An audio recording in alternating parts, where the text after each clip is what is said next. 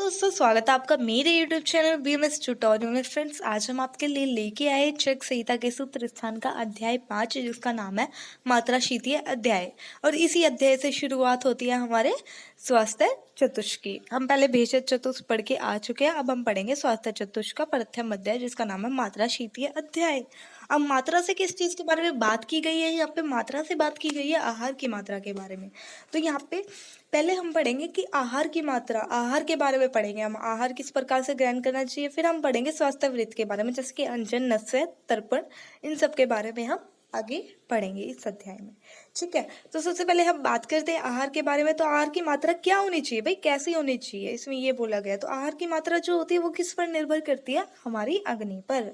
ठीक है, जो आहार की मात्रा होती है वो हमारी अग्नि पर निर्भर करती है। इस श्लोक के माध्यम से आप देख सकते हैं, मात्रा से श्याद मतलब हमें मात्रा पूर्वक आहार ग्रहण करना चाहिए। आहार मात्रा पुनः अग्नि बल अपेक्षणी, जो आहार की मात्रा होती है वो अग्नि के बल पर निर्भर करती है। अब बात कर लेते हैं कैसे पता चलेगा कि जो हमने आहार लिया है वो मतलब हमारे लिए सही है, बिल्कुल प्रमाणित है कि हमें इतना लेना चाहिए। तो क्या मतलब उसकी क्या विधि है? तो इसका मतलब क्या है कि आहार की जो मात्रा होती है ना, वो हमारी प्रकृति को नुकसान ना पहुंचाए और यथा समय पच जाए। यथा समय का मतलब कि जैसे कि हमने प्रातःकाल भोजन किया, ठीक है, दोपहर में हमारा भोजन का द्वितीय काल आ जाता है, तब तक वो पच जाए, तो वो क्या है? प्रमाणित मात्रा है उस व्यक्ति के लिए। ठीक है, आ गया समझ में?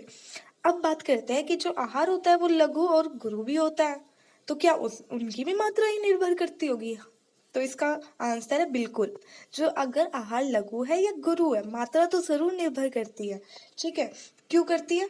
देखिए, अब जैसे कि कोई भी गुरु द्रव्य है, उसके अंदर किसकी प्रधानता होती है? पृथ्वी और जल की प्रधानता होती है।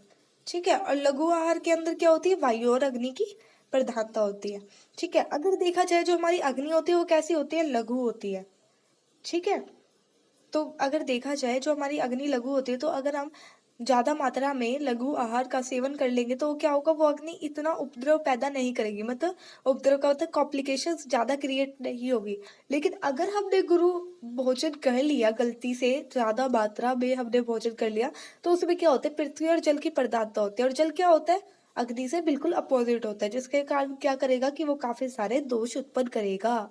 ठीक है, इसका मतलब कहने का ये था। अब आगे हम बात कर लेते हैं इसके बारे में कि आहार मात्रा की ज्ञान की आवश्यकता क्यों है, हमें आहार मात्रा की ज्ञान की आवश्यकता क्यों पड़ती है और कितनी हमें लेनी चाहिए। तो इसमें ये बताया हुआ है कि जो आहार की मात्रा होती है वो द्रव्य पर निर्भर करती है कि वो द्रव्य कैसा है। ठीक है, वो द्रव्य गुरु है या लघु है।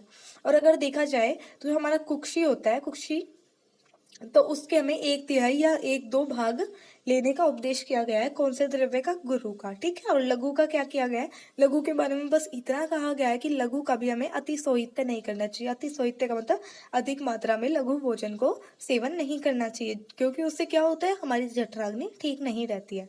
ठीक है, अति तो किसी भी चीज की खराब होती है। देखो, वो कोई भी चीज हो, अति सबसे बेकार बताई गई है। तो इसमें यही कहने का मतलब है कि हमें प्रमाणित मात्रा में लेना चाहिए, ना अति और ना बिल्कुल कम। ठीक है, अब बात कर लेते हैं कि अगर हम मात्रा पूर्वक भोजन लेंगे तो उससे हमें क्या प्रॉफिट होगा, मतलब क्या लाभ होगा। तो उससे क्या होगा? बल, वन, सुख, आयुषा। मतलब क्या होता है कि अगर हम मात्रा पूर्वक भोजन का सेवन करेंगे तो हमारा बल, वन, सुख और आयु की उत्पत्ति होती है। अब बात कर लेते हैं इस अध्याय में कुछ ऐसे द्रव्य बताए गए हैं जो निरंतर वर्जनीय बताए गए हैं। मतलब निरंतर का मतलब सदैव सेवन से, कि आज भी खा रहे, कल भी खा रहे, लगातार खा रहे हैं। यदा कदा तो कभी चल जाते हैं, यदा कदा का मीन्स कभी कभी।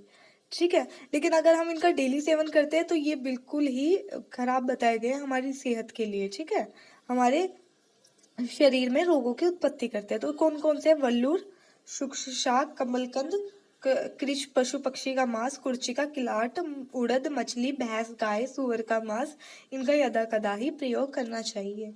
ठीक है, अब कुछ ऐसे द्रव्य भी बताए गए हैं जिनका हम निरंतर सेवन कर सकते हैं। वो कौन कौन से हैं? निरंतर सेवन के लिए बताए गए हैं साठी चावल, शाली धान का चावल, मूंग की दाल, जौ का आटा, सेंधा नमक, आंवला, आकाश का जल, दूध और मधु।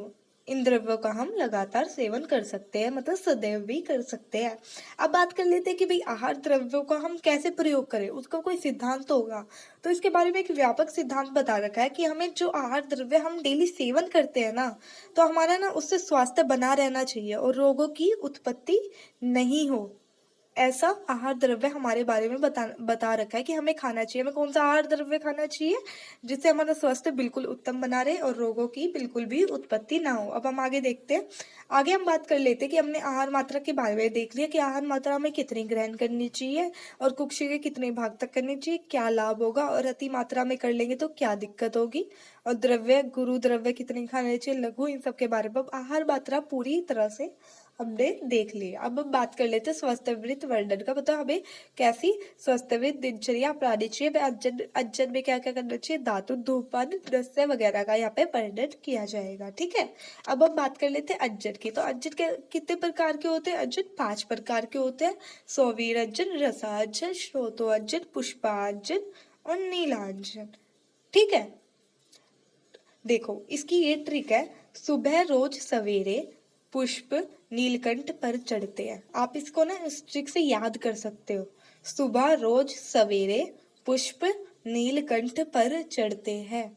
तो इससे आपको क्या याद हो जाएगा, सुबह से आपको याद हो जाएगा सौवीरंजन, ठीक है, रोज से आपको याद हो जाएगा रसज्जन, ठीक है, सवेरे से आपको याद हो जाएगा श्रोतोज्जन, ठीक है, और पुष्प से आपको याद हो जाएगा पुष्पाज्जन, और नीलकंठ से आपको याद हो जाएगा नीलाज्जन। ठीक है। अज्जन 5 प्रकार के बताए गए हैं। अब इसमें क्या बताया गया है कि सौवीर जो अज्जन होता है उसका आप नित्य प्रयोग कर सकते हैं। ठीक है। लेकिन जो ठीक है, लेकिन नेत्र से दूषित जल को निकालने के लिए 5 या 8 दिन पर ही रस अंजन का प्रयोग करना चाहिए, और जो रस अंजन होता है उसका प्रयोग 5 या 8वें दिन पर ही करना चाहिए। ठीक है।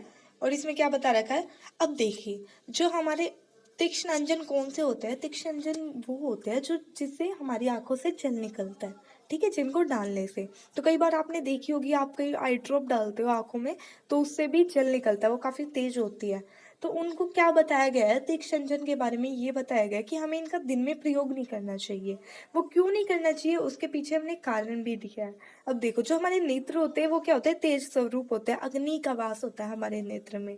लेकिन जल में क्या होता है, कफ होता है, तो कफ बिल्कुल अपोजिट हो गया, तो अग्नि को जल से बह रहेगा। ठीक है। अब क्या होगा कि हमारा जो जल निकलता है आंखों में दिन में, तो आंखें थोड़ी वीक हो जाती है, और जिसके कारण हम सूर्य की सनलाइट में जाते हैं तो वो डायरेक्टली हमारी आंखों को नुकसान पहुंचाती है। ठीक है, इसका ये रीजन है।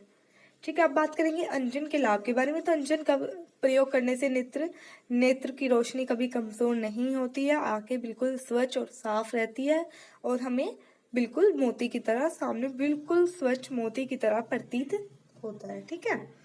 फिर हम बात कर लेते हैं आगे। आगे हम बात करेंगे धूमपान की। अंजन हमारा यही खत्म होता है। अंजन में हमने पढ़े 5 प्रकार के अंजन। फिर हमने पढ़ा सोवीर अंजन को नित्य करना चाहिए, रस अंजन को 5वें या 8वें दिन में करना चाहिए। फिर हमने पढ़ा कि तीक्ष्ण अंजन का दिन में प्रयोग क्यों नहीं करना चाहिए। ठीक है, और अंजन के लाभ। अब हम बात करेंगे धूमपान की। तो धूमपान क्या होता है कि धूमपान करने के लिए हमें एक धूमवर्ती की जरूरत होती है। धूमवर्ती का मतलब जिससे धूमपान किया जाता है। धूमवर्ती कैसे बनती है, धूमवर्ती कुछ औषधियों से बनती है। ठीक है, जिससे धूमपान किया जाता है। तो हमने कुछ औषध के नाम लिखे हैं इसमें, आपकी इच्छा हो तो आप याद कर सकते हैं। हरेनुका, प्रियांगु, वृत, एला, केशर, नख, गुगुल, सर्जरस। ठीक है, और आदि जितनी भी प्रकार की औषध बताई गई है उन्हें पीसकर एक सरकंडे की सीख जो होती है वो जौ के आकार में अंगूठे के समान मोटी होनी चाहिए, ऐसी वर्ती बनानी चाहिए। कहने का मतलब क्या है कि हमने ये सारी औषध ले ली, इनको पीस के सरकंडे की सीख आती है उसको ले लेंगे। उसको लेने के बाद हम क्या करेंगे कि जौ के आकार में हम इन औषध को उस पर लगाएंगे। ठीक है, और वो कैसे होनी चाहिए, जो कैसा होता है, साइड में से पतला, बीच में से मोटा, और मोटी कितनी होनी चाहिए, अंगूठे के समान मोटी होनी चाहिए। ठीक है, और कितनी लंबी बनानी है, 8 अंगुल हमें उस सीख पे लपेटनी होती है। ठीक है, फिर हम क्या करेंगे, बनाने के बाद उसको छाया में सुखा देंगे। छाया में सुखाने के बाद जब वो सूख जाएगी तो उसकी सीख निकाल के उसको धूम नेत्र का मतलब किसी वो उसका एक इंस्ट्रूमेंट होता है जिसमें हम रख के धूमवर्ती को पीते हैं, मतलब धूमपान करते हैं। ठीक है, तो उससे ये होता है। ठीक है, अब देखिए धूमवर्ती की प्रयोग विधि कैसे प्रयोग किया जाता है कि छाया में रखने के बाद जब वो सूख जाती है तो उसको निकाल कर तेल घी आदि जो भी स्नेह बता रखे हैं उनमें डुबाकर धूम नेत्र में रखकर अच्छी तरह इसका प्रयोग करना चाहिए। ठीक है। अब धूम कितने प्रकार के होते हैं? 3 प्रकार के होते हैं, प्रायोगिक, स्नेहिक और वैदेचनिक। ठीक है। अब बात कर लेते हैं। देखो, प्रायोगिक तो नॉर्मली औषध से बनता है। स्नेहिक में हम देखो इसके नाम में ही स्नेह आ रहा है, तो इसमें हम क्या यूज करते हैं? स्नेह के द्रव्य यूज करते हैं, जैसे कि वसा, घृत, मधु, मोम आदि। इन सब द्रव्यों से स्नेह की धूमवर्ती को हम बनाते हैं। जैसे मैंने युक्ति ऊपर बताई है, बनेगी वैसे ही, पर जो ये उसमें द्रव्य लिए थे उसकी जगह ये वाले द्रव्य जो बताए गए हैं वो भी ऐड होंगे। ठीक है। अपराजिता शिरोविरेचनिक में क्या होता है कि इसमें सारे गंधवर्धक लिए जाते हैं, जैसे श्वेता, अगर, तेजपत्र, हरताल, मैनशील। तो ये सारी औषधियां लेके युक्तिपूर्वक हम क्या करते हैं? युक्तिपूर्वक एक धूमवर्ती इनकी बना लेते हैं और फिर प्रयोग करते हैं, जैसे कि मैंने विधि में पहले बता दिया आपको। ठीक है। अब हम आगे बात कर लेते हैं कि भाई धूमपान पीने से क्या लाभ होता है। तो धूमपान करने से वात और कफ का निवारण होता है। तो इसमें देखो, मैंने आपको ये बता दिया कि ये वात और कफ को डिक्रीज करता है, तो मेनली वात और कफ वाले कार्य कर रहा है, तो हम इसको रिलेट करके अपने आप लिख सकते हैं। जैसे धूमपान करने से सिर का भारीपन, शिर शूल, वीनस, अर्धवाभेदक, कान नेत्र का शूल, कास, हिक्का जमा, अधिक छींक आना, अधिक तंद्रा, निद्रा, ज्ञानेंद्रियों का मोह आदि, ये सब रोग शांत हो जाते हैं। तो ये सारे कफ से रिलेटेड है। ठीक है। और धूमपान करने से क्या होता है? जत्रुगत रोग उत्पन्न नहीं होते हैं। ठीक है। धूमपान के लाभ आपको पता चल गए। अब हम आगे बात कर लेते हैं प्रायोगिक धूमपान के काल। तो हमें जो हमारा प्रायोगिक धूमपान होता है उनके काल बताए हुए हैं। तो चरक ने 8 काल बताए हैं, आपको इसी सीक्वेंस में याद करना है, तो आपको बहुत इजीली याद हो जाएंगे। कैसे याद करना है कि जैसे आप सो के उठे, ठीक है, निद्रा के पश्चात फिर आप क्या करते हैं? दातुन करते हैं। ठीक है। दातुन करने के बाद हम क्या करते हैं? स्नान करते हैं। स्नान कई बार क्या होता है कि ठंड का टाइम होता है, काफी ठंडा पानी से अब स्नान कर रहे हैं तो क्या आ जाती है? छींक आ जाती है। छींक किससे आती है? नाक से आती है, तो नस्से के बाद। ठीक है। फिर छींक आने के बाद क्या होता है? आंखों में, मतलब जब छींक आती है, जब हमने छींक की डेफिनेशन पढ़ी थी तो हमने क्या पढ़ा था कि आंखों में अश्रु भी आता है हल्का सा। ठीक है। तो अज्जर, वहां से हमें अज्जर रिलेट कर लेंगे। फिर अब क्या करते हैं? नहाने के बाद खाना खाते हैं, स्नान करने के बाद तो भोजन करते हैं।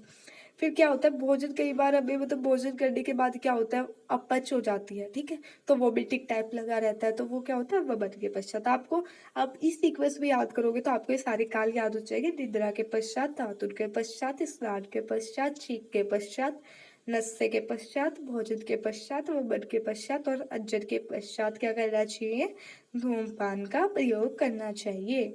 अब देखिए, प्रायोगिक धूमपान के बारे में ही यहाँ पे वर्णन किया गया है। तो जो प्रायोगिक धूमपान होता है उसे एक बार में कितना पीना चाहिए? 3 घूंट पीना चाहिए, और 3 बार पीना चाहिए ऐसे। तो कितने घूंट हो गए टोटल? 9 घूंट। ठीक है। अब देखिए, प्रायोगिक धूमपान जो होता है वो दिन में 2 बार करना चाहिए, स्नेहिक दिन में 1 बार करना चाहिए, और वैरेचनिक दिन में 3 या 4 बार हम कर सकते हैं। ठीक है।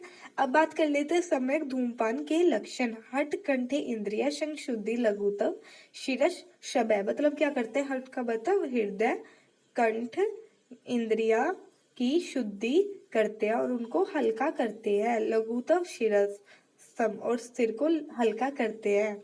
धूमपान अगर सम्यक होगा तो क्या करेगा? हृदय, कंठ और ज्ञानेंद्रियों की शुद्धि करेगा, सिर को हल्का करेगा, जो दोष बढ़े हुए उनकी शांति करेगा, और सम्यक धूमपान के ये लक्षण है। ठीक है। अगर अब ठीक ठीक प्रकार से वो करते हैं तो वो क्या करता है? वात और कफ से रिलेटेड भी रोग नहीं होने देता है। ये पॉइंट हमें याद रखना है कि जो जत्रुगत रोग है उत्पन्न नहीं होते हैं जब हम धूमपान करते हैं। ठीक है। फिर अब आगे बात कर लेते हैं कि अगर हम अकाल, जो हमने 8 काल बताया उनके अलावा, और अति का मतलब ज्यादा मात्रा में, जितनी हमने बताई है कि हमें 9 घूंट पीने हैं।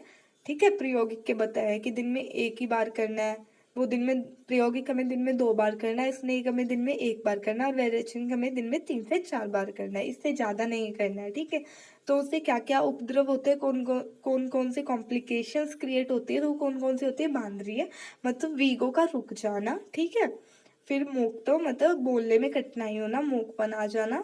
शिरोभ्रम का मतलब सिर में चक्कर सा आना। अंधत्व का मतलब धुंधला धुंधला दिखाई देना, और रक्तपित्त रोग होते हैं। ठीक है। अब हम बात कर लेते कि अब देखो क्या होता है धूमपान जन्य उपद्रवों की शांति के उपाय। ठीक है, इसमें कैसे करते हैं हम?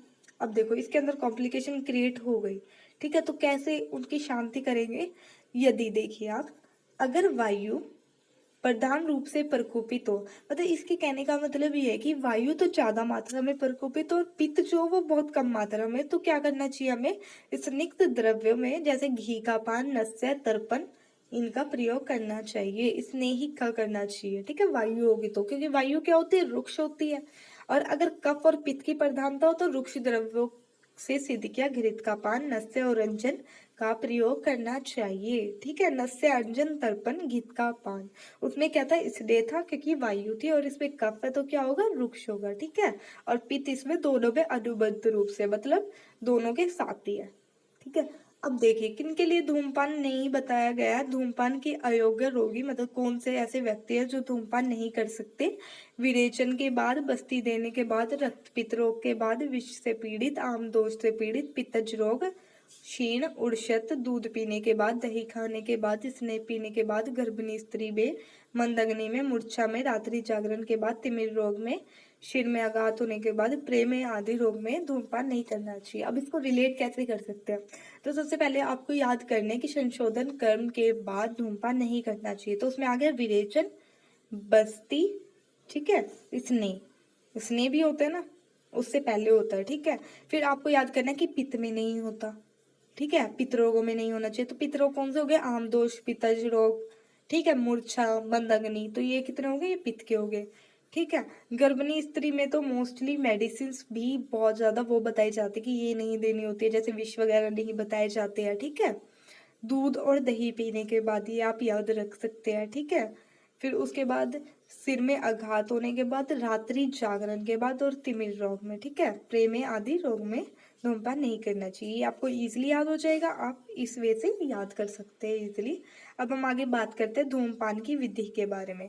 तो धूमपान की विधि कैसे बताई गई है? अगर सिर में, नेत्र में और नासिका रोग हो तो धूमपान कैसे करना चाहिए? नासिका से करना चाहिए। और एक कंठगत रोग हो, जो अगर हमारे गले के रोग हो तो उसमें मुख से धूमपान करना चाहिए। ठीक है, अब हम बात करते हैं जो नासिका से हम धूमपान करते हैं, तो उसके बाद क्या होता है कि धूम को क्या करना पड़ता है? मुंह से ही निकालना चाहिए, नासिका से लेने के बाद। क्योंकि क्या होता है, अगर हम उसे मुंह से नहीं निकालेंगे तो वो विरुद्ध मार्ग में जाएगा। विरुद्ध मार्ग क्या होगा? हमारी आंखें, ठीक है, नेत्रों को नष्ट कर देगा।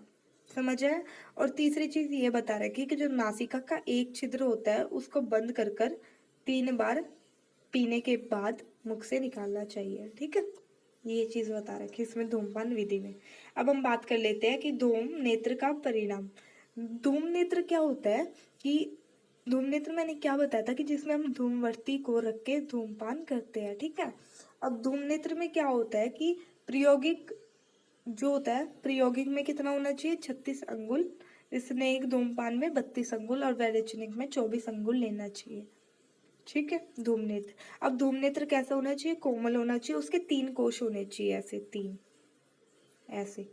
ये हो गया 3 कोश वाला। ठीक है, फिर हम बात कर लेते हैं, 3 कोश होने चाहिए। ठीक है, फिर हम बात कर लेते हैं कि धूमनेत्र ऐसा चाहिए। अब किससे किससे बना हुआ होना चाहिए? सुवर्ण आदि द्रव्य से बना होना चाहिए, जिससे बस्ती नेत्र बनता है। ठीक है, उसका कैसा माना जाता है? उसका धूमनेत्र जो माना जाता है वो श्रेष्ठ माना जाता है। अब बात कर लेते हैं अयोग धूमपान के लक्षण।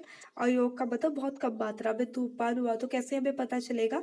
जब उर प्रदेश, कंठ, सिर हल्का ना हो और स्वर शुद्धि ना हो तो समझना चाहिए कि धूमपान सही प्रकार से ना हुआ है। ठीक है, सम्यक के हमने पढ़े थे कि हृदय, कंठ, ज्ञान इंद्रिया की शुद्धि हो गई हो, सिर हल्का हो गया हो।